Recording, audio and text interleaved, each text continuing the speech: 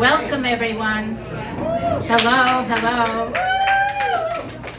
Can you hear me? Can you hear me? I'm trying to figure, okay, good. I'm Denise Spencer, and Kai Zubatsky and I are the co-coordinators for the fall return of the Island Writers Network's Open Mic Night. And together with special assistance with sound and video from Barry Dickson and Skinner Matthews and Rashu Panchwani, we are charged with making this special event happen. Welcome, welcome to each of you, especially those of you who are here for the first time. We hope you will enjoy yourselves and that you will perhaps return for a future evening of readings and music and food and drink and atmosphere. Open mic is the last Wednesday of the months of January through May, along with September and October. The members of the Island Writers Network are, of course, writers. But we are writers who support, inspire, and mentor other writers, both in the business and the craft of writing. We write in all genres. We write for many different reasons. Our tagline is, "We champion writers." And we are celebrating our 25th anniversary within the next month. So if you're looking for such a group, you found us.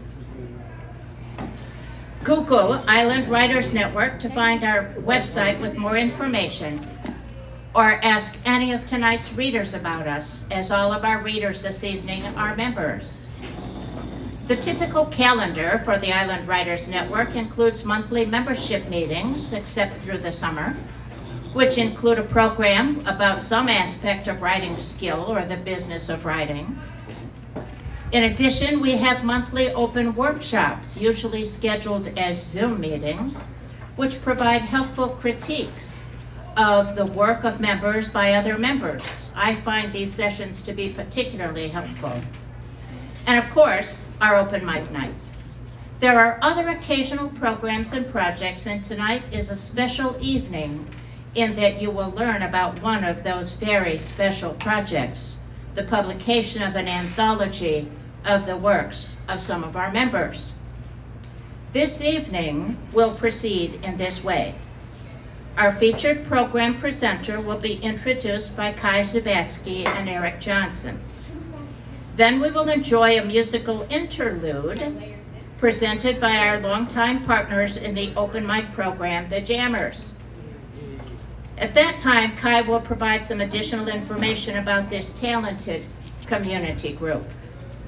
At the conclusion of the musical selection, Kai will introduce the final section of the evening program, a number of Island Writers Network members who have had pieces selected to be included in our soon-to-roll-off-the-presses anthology, Sea Change. So please give our featured anthology editor and author, James Mallory, the Jammers musicians, and IWN authors and readers your rapt attention, and support TOs in gratitude for welcoming us here. We hope you have an amazing and enjoyable evening. And now, please welcome Kai Zubatsky.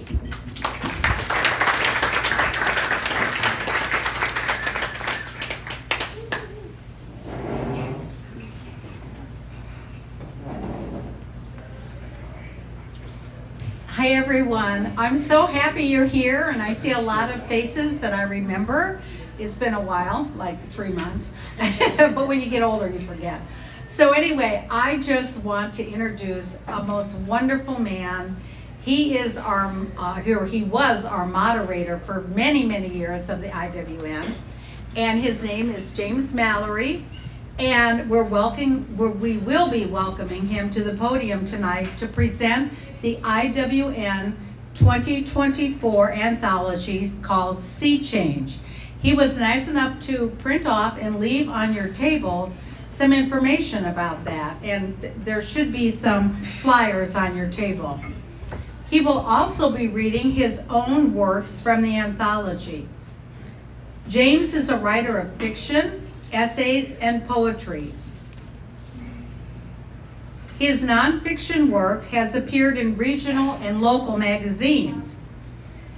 Mystery Magazine published his short story, Gut Instinct, featuring private detective Alonzo Pro in December 2022.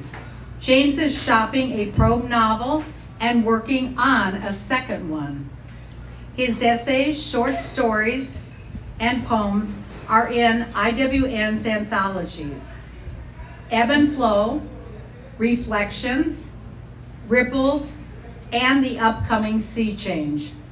He was the lead editor of the last 3 books, and now this one. His poem, The Beautiful Couple, featured in Ripples, is on the Hilton Head Poetry Trail at Mitchellville.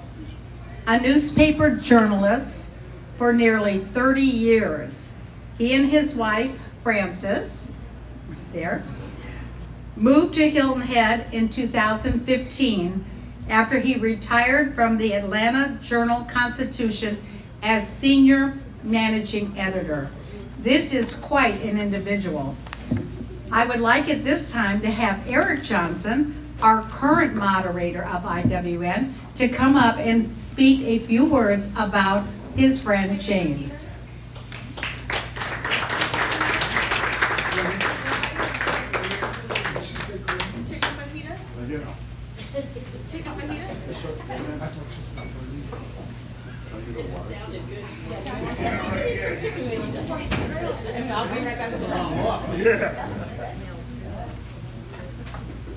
Okay, so good evening, everybody. James is a man who needs no introduction, which is why we're introducing him twice. And I'm OCD, you know, but I'm not responsible for doing this time.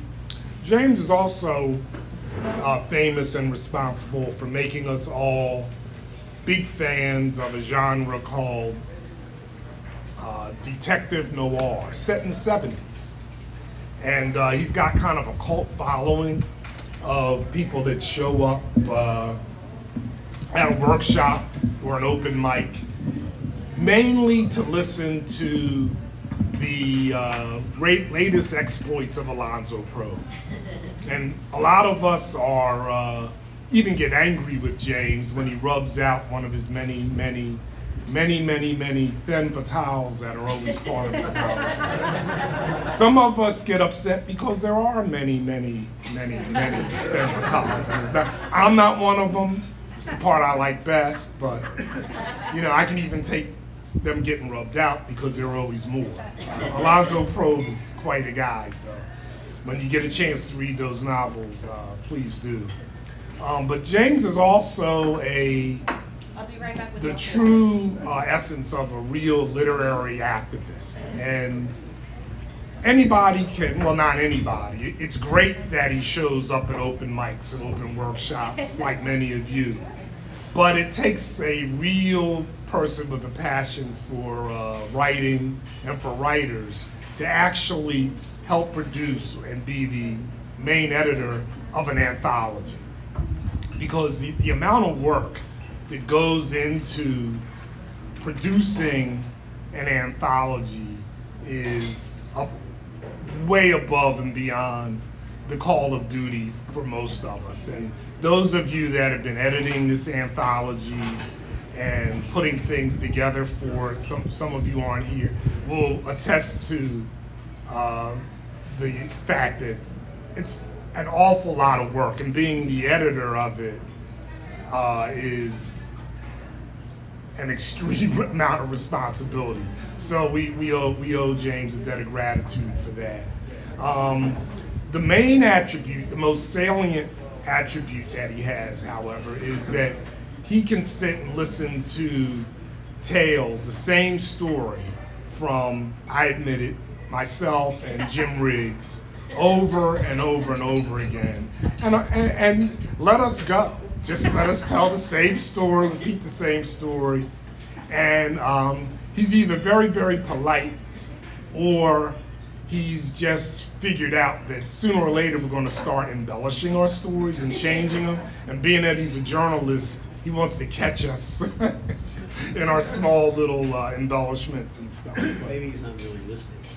That could be, because I know I tune out, and but nah, he's a blessing to all of us that are writing here in the Low Country. We've all benefited from his work and his efforts. So with that, we'll bring up James.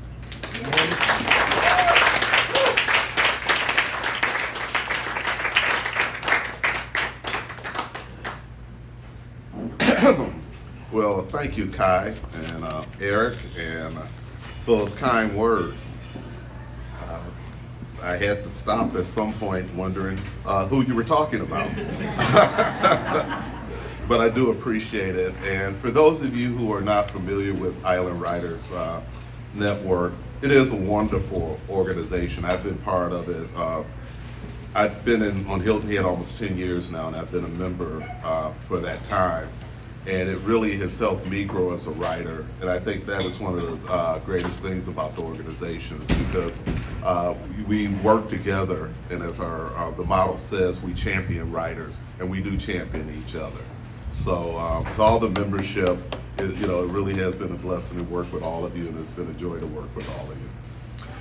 Okay, my purpose tonight is to introduce our new anthology, Sea Change. Island Writers Network's anthology is always a mixture of thoughts, moods, and memories. We chose the title Sea Change because in our poems and stories, we often tell a profound or notable transformation, or write about changes in our lives or our characters' lives. Life is about seeing and experience change. As one editorial board member said, the title evokes the island spirit, reflects societal shifts, and demonstrates growth as writers. Sea change was originally used by Shakespeare in The Tempest. And in the one paragraph, I guess you would call it, where he uses it to illustrate literal transformation by the sea. And I'll quote, "Buff doth suffer a sea change in something rich and strange." The Low Country attracted a lot of us because we wanted a change in our lives. And so, as we look at sea change, we also recognize in our 25th year history as the Island Writer Network that the book will commemorate our history and the changes our organization has experienced. Sea Change will come out in November. Hopefully in the first week, we'll have books ready to distribute. And it features prose and poetry by 27 writers and photos from 10 photographers from the local area. In our 8th anthology, writers share memories of childhood, family, and friends. They tell stories that challenge the imagination. Many of our writers wrote about transformation, even though sea change was not given as a writer's prompt. The photography captures scenic images of the Low Country and the creatures that live in the trees, swamp, and waterways of our community. And after, as Kyle said, later on you're going to hear from some of the writers and some of their work. But I'll talk a little bit about myself and the poetry that I have in the book. You can call me a cliche of a retired newspaper man, always searching for that one novel inside him. I spend most of my time writing the war fiction, as Eric and Kai mentioned. Poetry for me is a welcome break from that. I use verse to explore things I've observed in life and nature. I also use poems as commentary on politics and race. A couple of years ago, I read a Nikki Giovanni collection that inspired me to revisit writings from the late 60s and 70s Black arts movement. It took me back to a time that first sparked my interest in expressing myself through the written word. And the two poems that I have in Sea Change really are reflected by that description I just said. The first poem that I'll read, "The Woman in Pearls," is something I wrote on the 20th anniversary of September 11th, 2001. It came about as, like a lot of us, I reminisce about that day and what I was doing. Well, I was in the newsroom working all day as we were putting together stories and trying to help explain what was going on in the world. And I recalled the pictures that came across the wires, and there was one that has stayed with me for the past 20 years. And so that's what this poem, The Woman in Pearls, is about. A clear blue sky framed a banking plane's silhouette. Not a small one. Pilot off track? No. A jetliner. A new weapon of mass destruction. A first image of September 11th, 2001. Smoke, flames, and death. Heroes rush into eternity. Masses fleeing America's iconic city as if a B-movie horror was right on their heels. A symbol of might and wealth imploded. But this was not cinema. It foretold a changing world. Of all the images from that new day of infamy, one resonates 20 years later. The young black woman in pearls, her shocked look, gray suit from head to toe. She was sharp when she arrived at work, just minutes before her life changed, as did ours. Neither the photographer nor she could know that image would forever immortalize an attack that killed more than 3,000. She survived that day, but not in spirit. They say she never overcame the horror.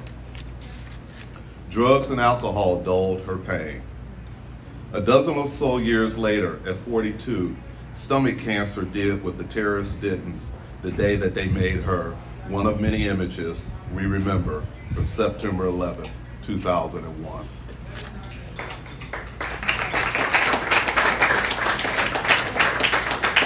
Thank you. My second poem, Defiance, is one of several I've written about efforts by some to remove from schools, and in some cases public libraries, books and other media that are deemed offensive, sometimes by one person. Defiance came about when I heard about a Florida school where a parent challenged the showing of a Disney movie about civil rights icon Ruby Bridges. The offense to the parent, the movie would cause young children to feel guilty about segregationist efforts to keep a 6-year-old black girl out of a white school. Defiance. Little Ruby Bridges, all of 6 years old, immortalized by Rockwell. She strode, head high, back straight, white dress, anklets, and shoes into a school where she belonged, to curses, jeers, and threats. Men with guns to protect her, restrained white mob that 2468 didn't want to integrate. Generational image of courage, defiance. 60 years later, Little Ruby Bridges, young symbol of quiet disobedience, a flashpoint for those looking to sanitize America's troubled past. It seems her life, as told in a children's book and a Disney film, may be too much for some delicate minds. Ignorant adults and politicians fret historic truth will burden the young with the guilt of those who tried to keep Little Ruby Bridges from defiantly walking into a school where she belonged.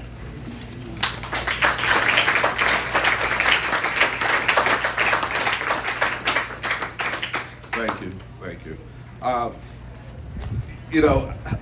I feel a little strange as the editor highlighting my work first, because there's so much great work in the upcoming anthology. The talent of the writers continue to surprise me, and the effort that they put on it, I hope will be read and well rewarded by those who enjoy what they read in the anthology.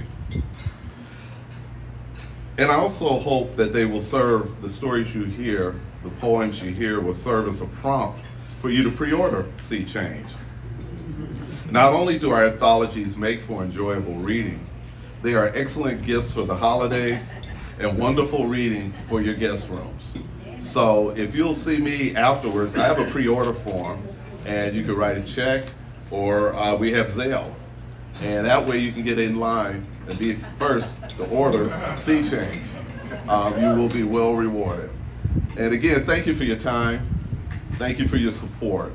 We do appreciate having you here. And now I will turn it back over to Kai. Right here.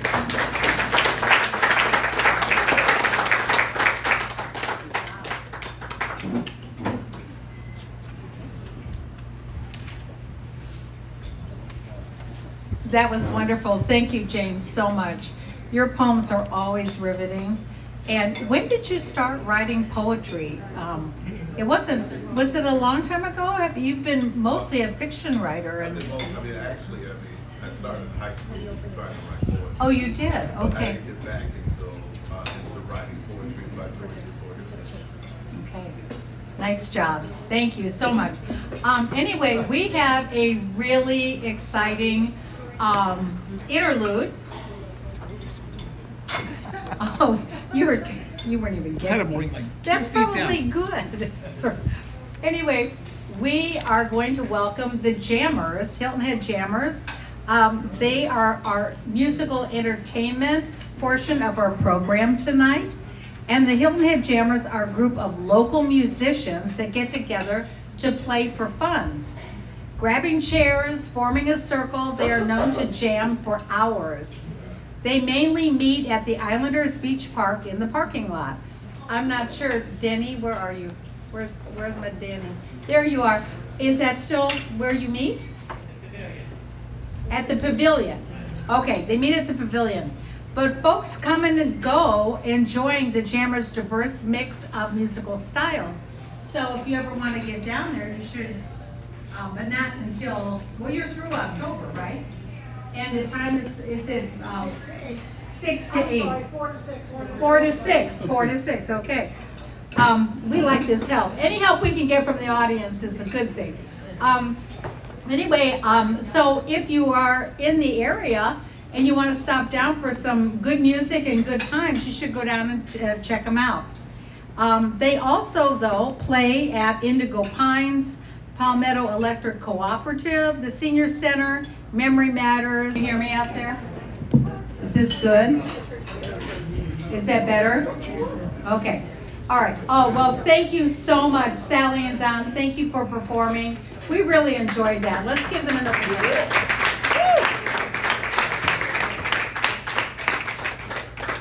It's always hard. That was their first time performing for us, and I think they did a great job. Yeah, I can hardly believe that you've only been really playing and together playing and singing since COVID. Is that correct, Denny? Is that what you said? That's unreal. That's great. Well, anyway, we really enjoyed it, and thank you so much. Anyway, on to the next portion of our program. We are going to have our anthology readers. Next up are going to be examples of prose and poetry from the 2024 IWN Anthology Sea Change. These readings were selected for their diversity of style and content. Our local IWN members have produced some outstanding written work that has been included in this new anthology, as James mentioned. It will be released for purchase in early November. Fingers crossed, we won't hold you to that. We know how things go. But anyway, so we're going to start with our reading, and we want you to enjoy the oral presentations. And the first reader up is going to be Diane Valeri, reading her poem, Soot. Welcome, Diane.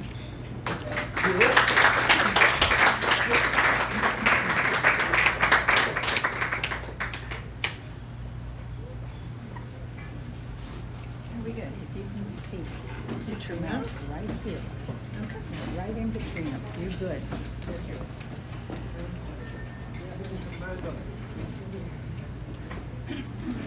This is good.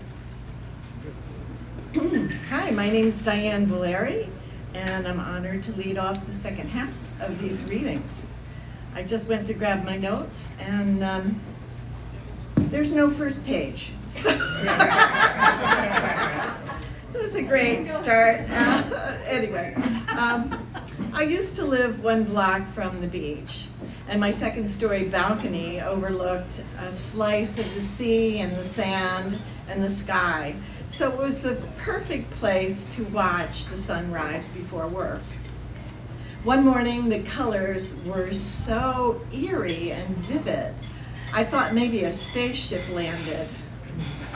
Later, I discovered the real reason, and that's what inspired this poem, Soot.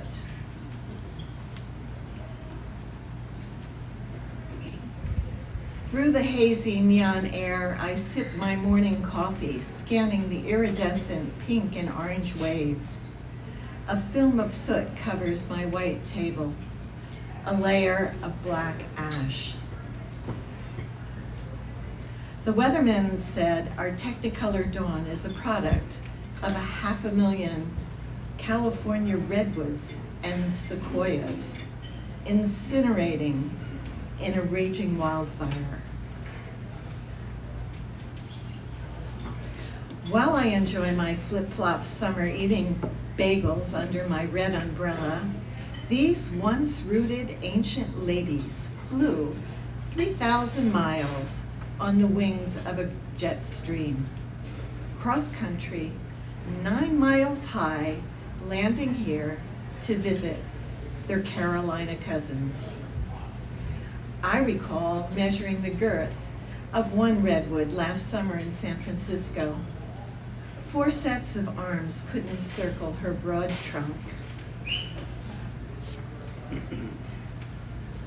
I spray and wipe the dusty residue off my chairs, the lifeless debris of once vibrant, once green, once oxygen-producing leaves of graceful centurions. A deadly atmosphere hovers on our shoreline. Punctuating the grief. Ashes to ashes, dust to dust.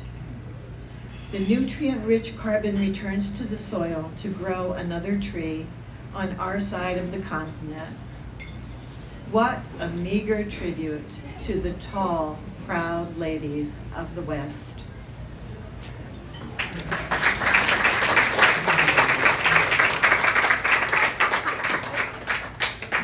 And now for a goodie poem from Jessica Goody.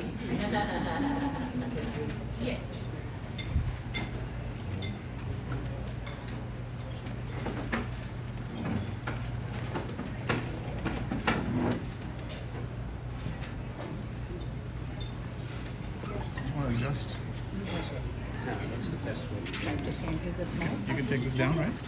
Pardon me? I'll hold it.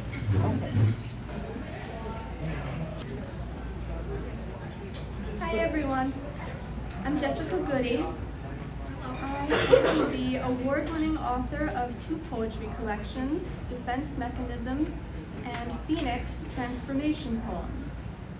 My poem, Beachcombing, was recently added to the Hilton Head Poetry Trail. I'm very excited to be here tonight to celebrate the publication of Sea Change and the Island Writers Network. I have always been drawn to the ocean, and much of my poetry is inspired by nature, especially the sea, including this poem, an ode to turtles called Odyssey. Hatchlings emerge from fragile eggshells, cracked shards like broken china embedded in the sand. The beach is strewn with kelp that glows like radium, a lighted path to the sea. Twitching forward like clockwork toys, they move blindly towards its rhythmic breath, fresh and bitter with seaweed and salt. They struggle from shell to water, strain towards life, towards freedom. Narrow tracks dot the damp shore, an exodus of tiny Bedouins crossing the desert. Thank you.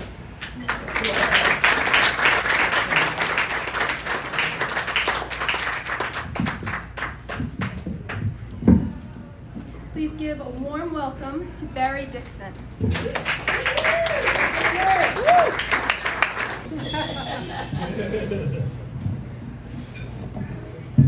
I will lean forward. Lean forward, yeah. All right. Well, Jessica's right. I am Barry Dickson. Kai asked us, wrote each of us writers, maybe this would be a good opportunity to share why we write. And I thought about it, and I have absolutely no idea. I think the best I could come up with is that I'm not very good at carpentry. And I certainly am not a good singer, that's for sure. Let me get right to my poem here, because it's a kind of long one. If you ever wonder where all the ideas come from when you hear all these poems and stories, etc., the title of this poem is the answer. They're everywhere. Where are you going, dear? She called from upstairs. Out looking for a poem. I'll be back at dinner time. Bye. I will find one in the park for sure. It might land on a branch, or bend my way in a breeze, or poke its little head up through the ground. Once I found a poem in the park pond, making tiny bubbles with its lips. Look, I said to my friend Freddie, a poem. What are you talking about, he said, it's a damn fish. Good guy, that Freddie. Not so good at seeing poems. If I don't find one in the park, I'll be surprised, but not discouraged. There are plenty on the streets, under cars, in skimpy skirts. They even sleep in doorways. Arnold once found a beauty on a beach. Whitman on a little promontory. Keats on an urn. Byron in darkness. Wow. An eye so sharp you could spot a poem in the dark. Most poems are dying to be found.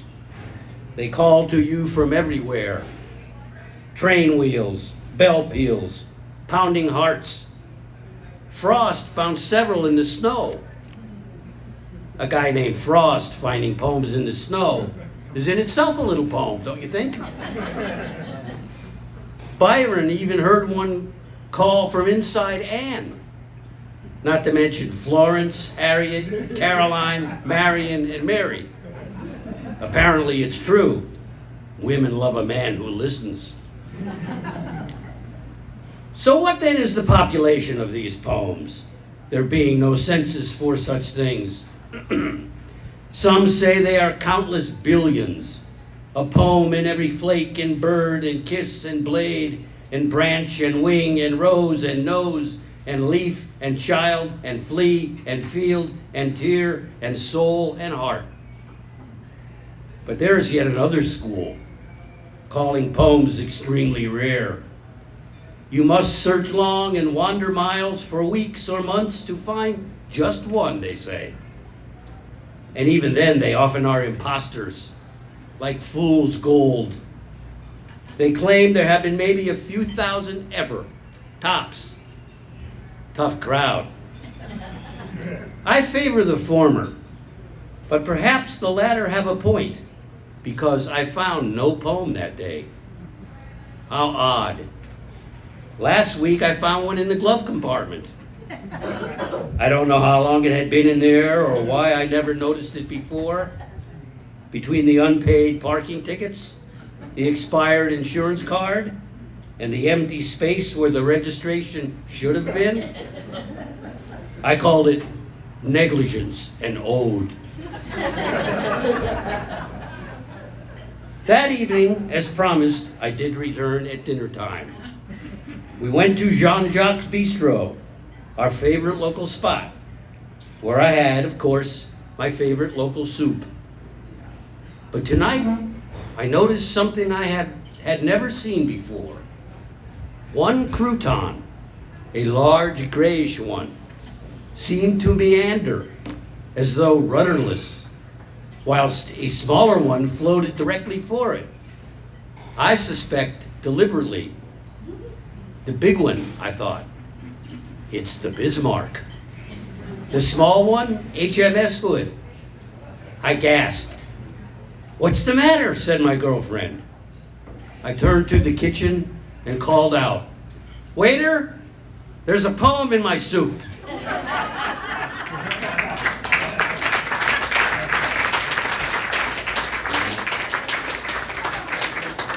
Thank you, and it is my honor and pleasure to introduce the next genius, Sharon with 2 N's, Seipold. 2 R's. I thought her name was Shannon. Sorry, Sharon. I've been called worse.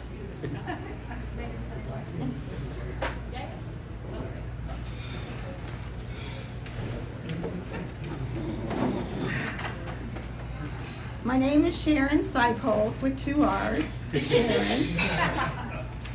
And this is my first experience with an open mic. So, please be kind. I have a story that's like 6 pages long, which I've cut down to 3, so that I can read it in the 5-minute time limit. Thank you for coming. Mine is called Beginnings.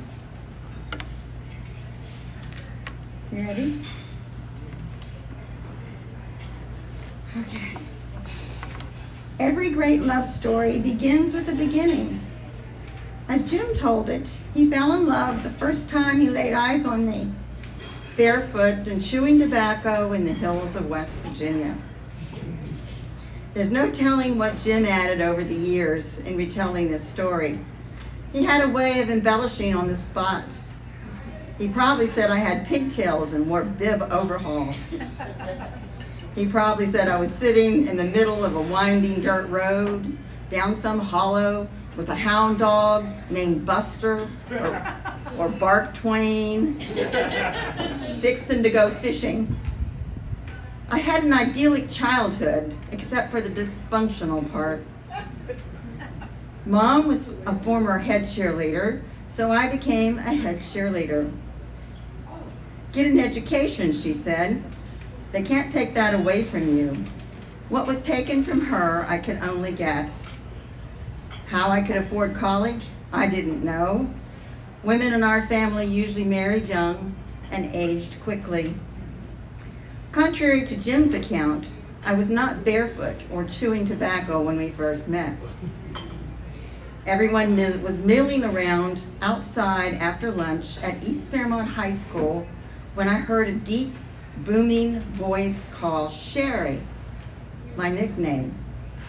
I spun about face, and there he stood, 6'3", athletic with broad shoulders, a disarming grin and dimple in his chin, the handsomest boy I ever saw. I was smitten. I took a deep breath and listened to my heart. I loved Jim the moment we met.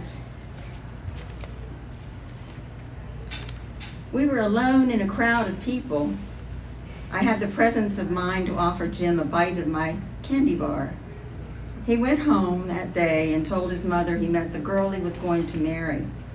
And that was that, a life-changing moment that happened in an eye blink. Whatever it was wonderful. A powerful force, a love beyond reason. Jim was naturally funny and had a certain magic, charisma, a je ne sais quoi. His dad loved football, so Jim became a star quarterback and captain of the football team, and later captain at West Virginia University. Football was his life and cheerleading mine. It wasn't the football star who captured my heart, though. It was Jim. He loved to read and write and always kept journals. He told funny stories and sent me handwritten notes. You are my heart. And God smiled on me the day you came into my life. He was the editor of the school paper. I was a reporter. He was the class president. I was the freshman homecoming attendant. He was the prince. I was the princess. Ball games, sock hops, a hayride, and first kiss later. Jim asked me to go steady, which meant we dated exclusively. He drilled a hole in a football cleat, and I proudly wore it on a chain around my neck, announcing to the world I was his girl. I felt seen and exactly where I was meant to be. His hands engulfed mine, and I fit perfectly in the hollow of his arm. His eyes, steady, intense, seductive. I ached to be near him, with him. The mere touch of him set me afire. I gave Jim my heart and soul, and he did in kind. At 14, I was swept away and as happy as I'd ever been.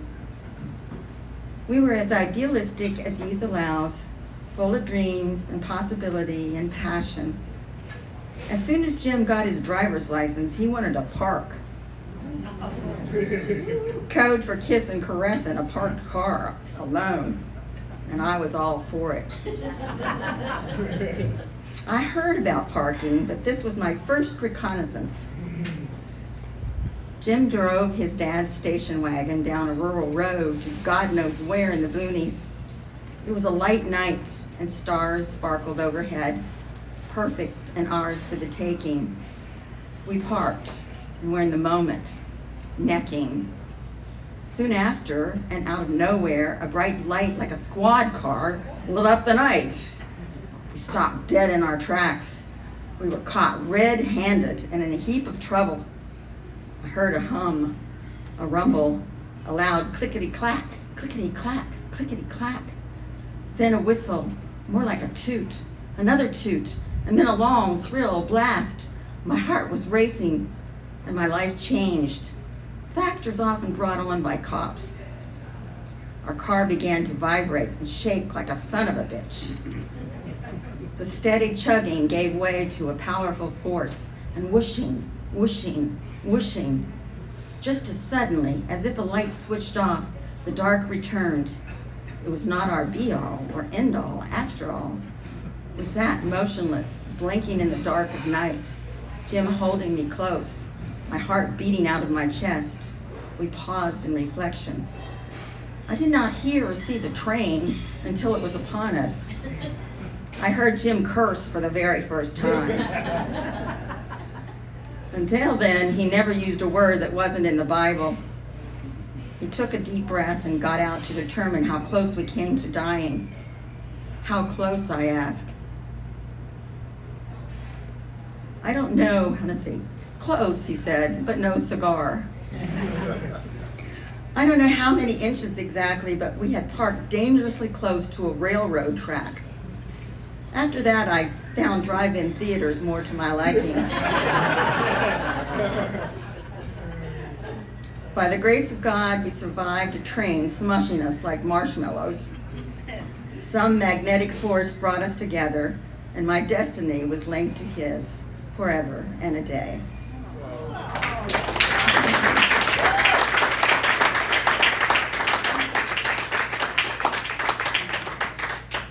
Well, we've already been introduced to the next speaker. Her name is Kyle Zubatsky. Welcome.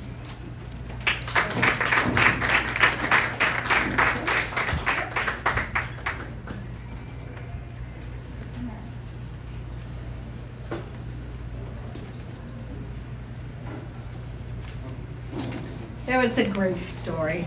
I could relate to some of it. Showing my age.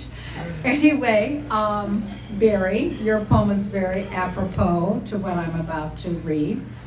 The poem that I selected, or I didn't select, actually it was selected for me, out of the anthology tonight that I'm going to read, it was inspired by an ordinary object. Many of my poems are inspired by ordinary objects.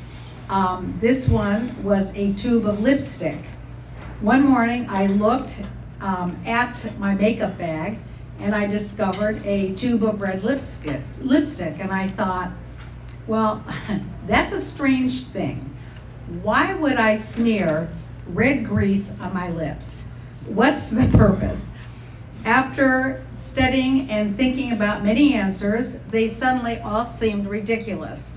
So I then looked up the history of red lipstick. Oh my. This is called lip service. Red lipstick, seducer of hapless men. Powerful, bold, shocks, mocks. Defiant, self-reliant.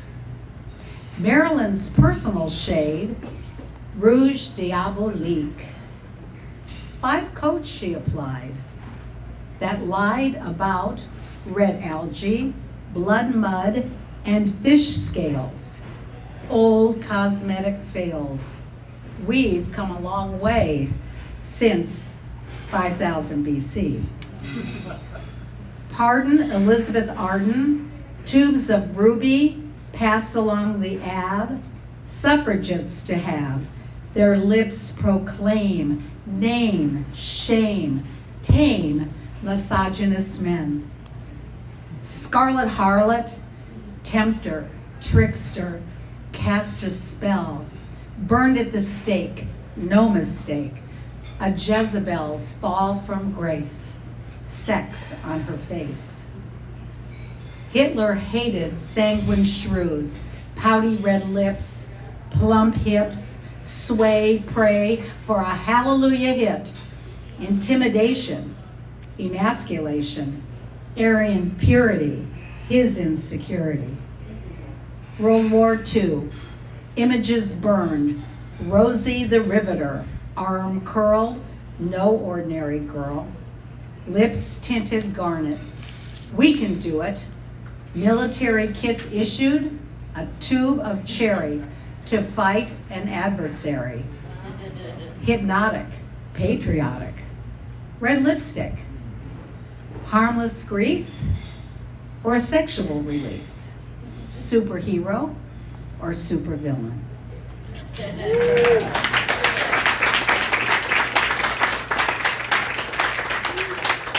I am proud to announce the next poet, Skinner Matthews, with a wonderful poem called St. Thomas. Welcome. Thank you.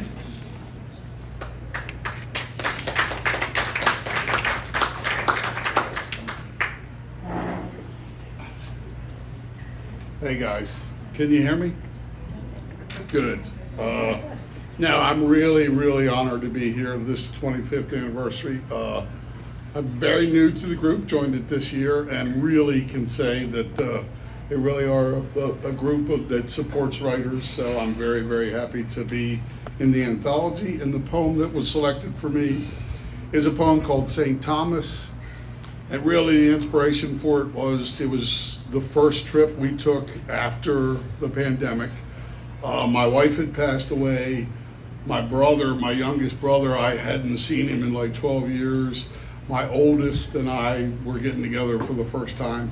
We went down to St. Thomas, and the very first day, a tropical storm came in. We had like a flash flood in the pool that we had, and there was these mists just all over Megan's Bay, if you've ever been to St. Thomas. And that's what this poem really, that's kind of the inspiration and impetus for this poem. So, mist rise off the waters, 1,000 gods I would never have known, rising up to say hello.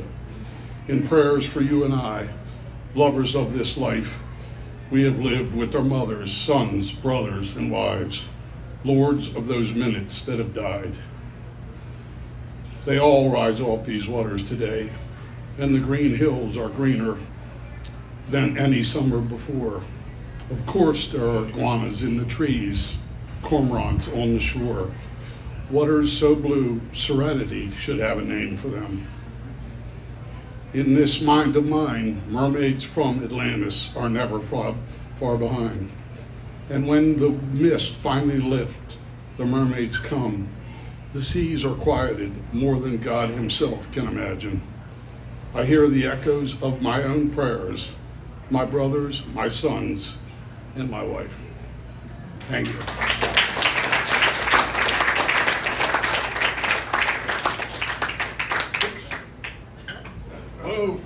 I have a job to do, I forgot it. So, and it's really an honor for me to introduce Eric. And Eric is Eric Johnson. He is not only a great author, I've read his Second Coming, but he's also the moderator of our group, and we're really lucky to have him. Eric Johnson.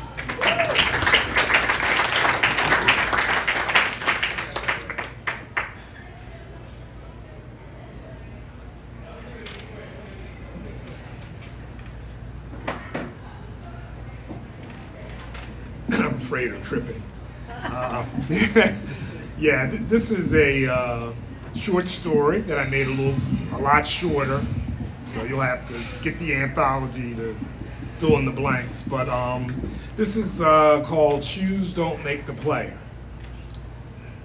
The old cedar chest in our basement held the trappings that signified the beginning and end of each season. Lifting its heavy lid allowed your hopes to rise along with the musty smell of picnic blankets, summer sandals, and a fraying straw beach bag. My father unearthed his war-torn pair of Jack Purcell sneakers from beneath a moth-eaten quilt. He revealed them with a ritualistic flourish, banging them against each other to shake out last summer's sand. He flexed them to release the tension in the dry rotting canvas and stuffed his hands inside to dislodge hidden pebbles. He gazed at them with reverence, perhaps wondering what other shoe could handle the rigor of washing a '57 Chevy and minutes later take on that bat during a stickball game.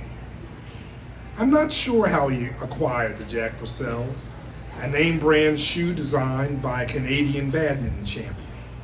I imagined wealthy industrials wearing them while sipping cocktails at the cricket club. The Purcells didn't seem like casual footwear favored by a smelter who drank Schmidt's beer while playing checkers on his front porch. Their existence, however, put the thought in my mind that my old man might understand my need to wear a culturally popular pair of sneakers. Looking at Pop's decrepit Jack Purcells was a reminder that my own sneakers were badly in need of replacement. My boyhood self-esteem was tied to a brand of gym shoes known as Chuck Taylor All-Stars. Check out any black and white photograph of Wilt Chamberlain and you'll see the Big Dipper wearing high-top white Chucks. Only corny little kids or other nameless brands purchased by thrifty mothers at the local grocery store. If you went outside in new sneakers that were considered lame, someone would holler, "Stompsies!" and every boy in hearing distance would stomp your new shoes and your feet into oblivion. I had advanced from being a babyish 10-year-old and was desperate for a legit pair of sneakers. I poked my finger through the sole in my right shoe and showed it to my mother. She accused me of purposely vandalizing the shoe and told me to go show my father, who was sitting in the living room enjoying a cigarette and the evening paper. "Pop, look at this." I wiggled my index finger through the hole in the sole. Pop put the newspaper on his lap and asked to see the shoe. I handed it to him, and he put his long finger inside and asked, "So where's the cardboard?" "What?" I asked. "I'm just kidding. We'll get you a pair of shoes next time we hit Sears. How's that?" That wasn't good. Sears sold a brand of sneakers suspiciously named the Jeeper. They looked like Chuck Taylors, but they had a label on the back and an emblem on the ankle which clearly read, "Sears Jeepers." I had seen kids humiliated for wearing Jeepers, so I lied, maybe even forced out a tear. "Mom says I gotta get new sneakers, Chuck Taylors, 'cause they last longer." Son, back in my barnstorming days, we used to have to ride for hours in an unheated jalopy through the white mountains of New Hampshire. We put on everything we had to stay warm, wore our sweats over our street clothes, and bundled up in our overcoats, but there was nothing you could do for your feet. It got so bad one night, a couple of my toes were ready to drop off.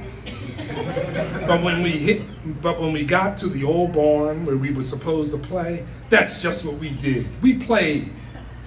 It was either that or starve. I got out there and ran on frozen feet. My dogs ain't been right since. That's why I don't spend a whole lot of money on fancy shoes. He told me to lean in close, which I did. He slipped out of his sneakers and tore off his socks to reveal his gray, peeling tootsies. I tumbled backwards off the hassock, afraid I'd be overcome by the deadly stench I imagined came from his withered toes. I could hear my older brothers laughing from the stairway as Pop tossed his socks at me and said, "Look, a hunk of skin just fell off." After I recovered from my shock, he said, "The shoes don't make the player, son. The player makes the shoes.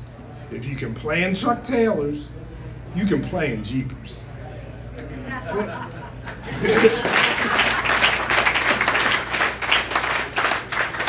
Thank you. Next up, it's my pleasure to introduce to you all, we know her quite well. She's one of our favorite IWN poets, who's written a poem called "My Family Tree" by L.A. Winkle.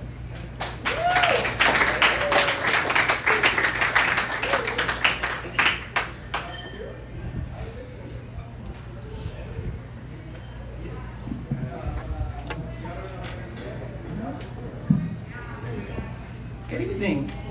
I'm honored to be here with all of you, and I'm also honored to have two of my poems included in the 25th anniversary of the next anthology. And it's been such an honor to work with all of you on that anthology, and I can't wait for it to come out.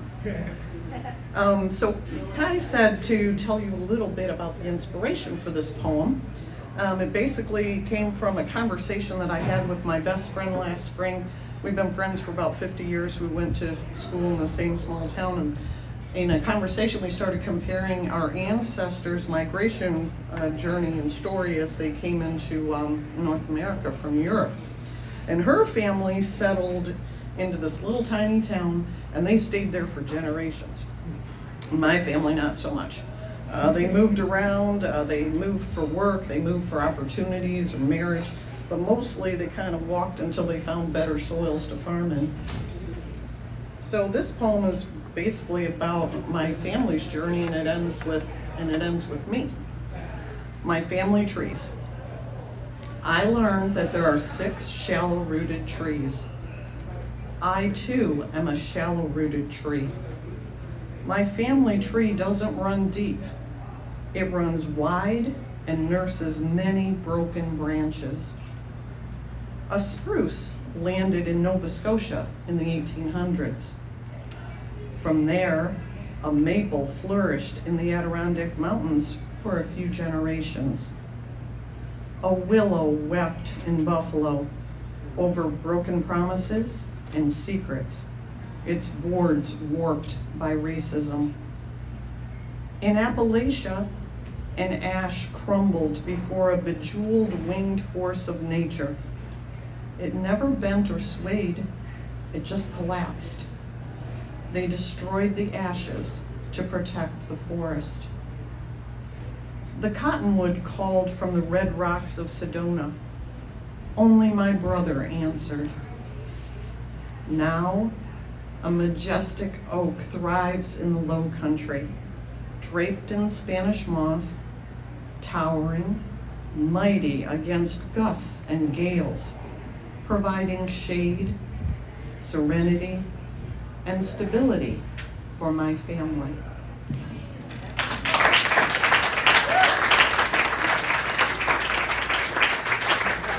Thank you. And it's my pleasure to introduce my dear friend Denise Spencer, who's going to read her poem, "Leave Me Alone."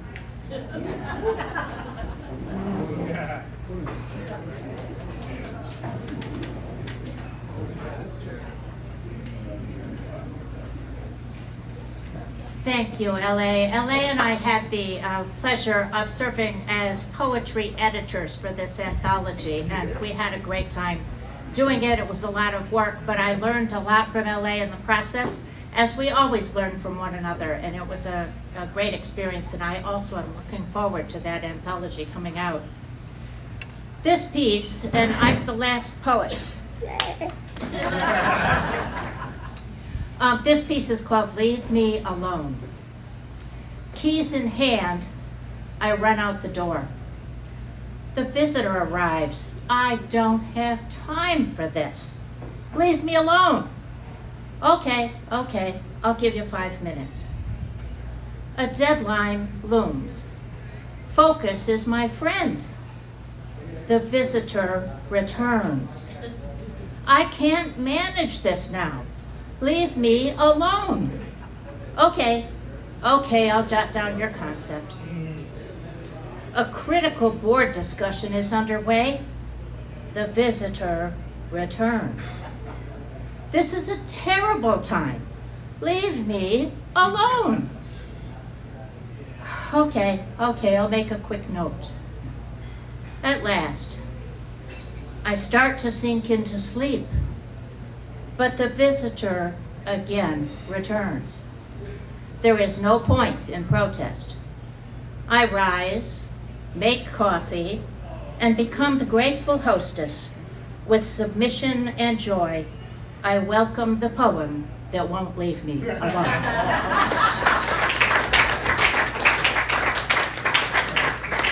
I hope you all had a great evening, that you enjoyed hearing some of the samples from our new anthology, that you began to develop some respect for the hard work that our James Mallory put into this piece. And please go see him to pre-register, because if you early register, I think you get a discount. So go see him and sign up and get your Christmas shopping done early, and have a good evening. Thank you.